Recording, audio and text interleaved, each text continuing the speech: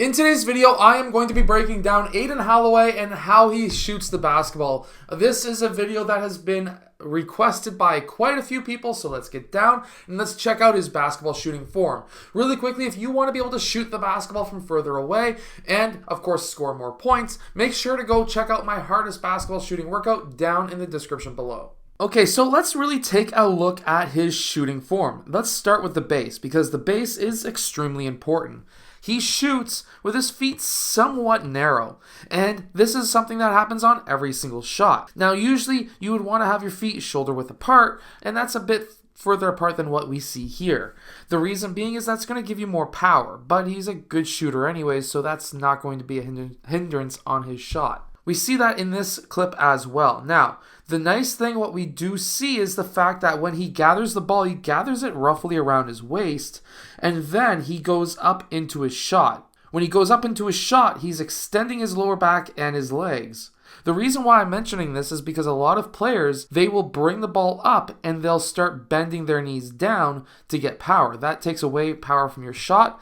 He's extending his knees and back while he's bringing the ball up into his set point, which will give him energy transfer into his shot. Something that we do see as well is the fact that when he's into his gather, we can see that his knees, his feet, his hips, his shoulders are all pointing the same exact direction. He doesn't have his feet crossing one way while his knees are pointing straight towards the rim. He's actually quite squared up towards the rim, and that is something that a lot of coaches, at least old school coaches, will try and teach. However, when he goes up into a set point, we can see that his shoulders get tilted away, same as his hips, and even his knees are slightly tilted away. The reason why you're going to have a slight tilt in your shot, or at least for most people, is so that you can get your shoulder and elbow towards the rim, in line with the rim. Now, the ball is to the right side of his forehead, and that's basically over his right shoulder, which gives him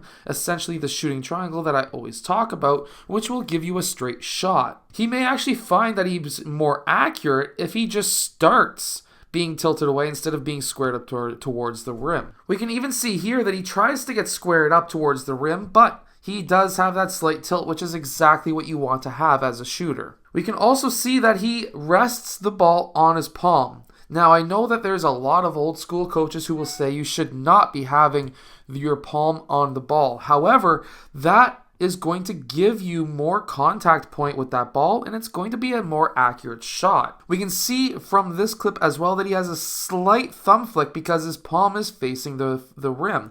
If his palm was not facing the rim, he would have zero thumb flick.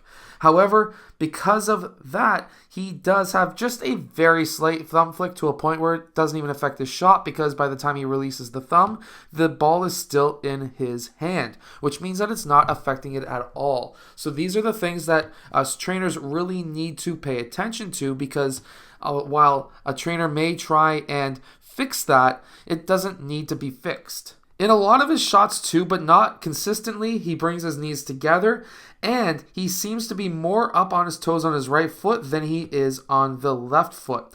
Now, for accuracy reasons, if he finds that he is inconsistent, which at least from the videos that I've seen, he seems to be a pretty consistent shooter, he doesn't need to fix this. But if he was, I would be looking to go up on the toes of this feet as much as this foot. Now here he's going towards his right side, but this is something that I have noticed as well in all of his shots.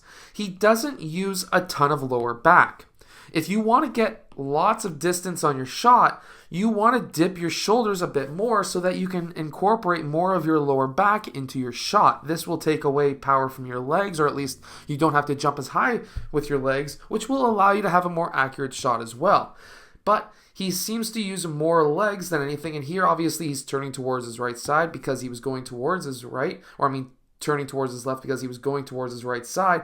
That's why he had to turn his body there, but this is a good lesson as well. If you are a right-handed shooter and you're going towards the right side, you're going to have to turn your body a lot more. Now, you can start with your right foot behind your left on a shot like this, but if you were to do that, you have to teach yourself and train yourself to kick that right leg out.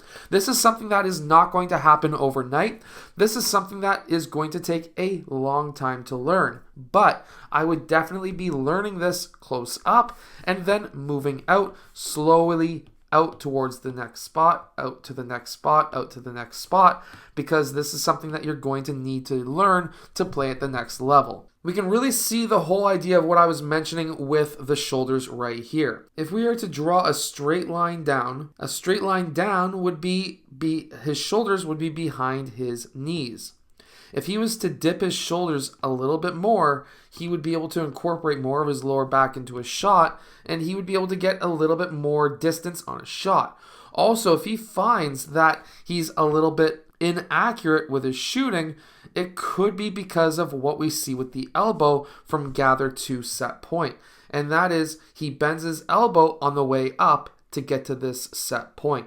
Now, if he finds that there's a consistency issue, then this would be the major part of why he would have a consistency issue with his shot. Now, if we analyze the drop, and the ball is right here, just off the screen or like right there, if we were to analyze the actual drop, it's about roughly 40-degree drop. The ball hits swish right there. So if we were to draw a line right there, go back just a bit, and then draw our degrees, we would see it's in that 52-degree range. This shot is a bit high. However, from other shots that we are analyzing, it is in that 45 to 55-degree range. So he has a higher arc than normal, but what does that tell us? Well, this tells us that that higher arc is going to, if it hits the rim, have a higher probability of bouncing out. So if I was a defensive player, I would be really looking to get rebounds on the opposite side of where he was shooting from. Because while he may be a consistent shooter, there's a high probability if the ball hits the rim, the ball is going to go to the opposite side of the rim. I hope that this video has helped you become a better shooter, but also understand how Aden Holloway shoots the ball. Really quickly, make sure to go check out my hardest basketball shooting workout down in the description below if you want to be able to shoot the basketball from further away. I'll see you guys again next time. Hit that like button and subscribe.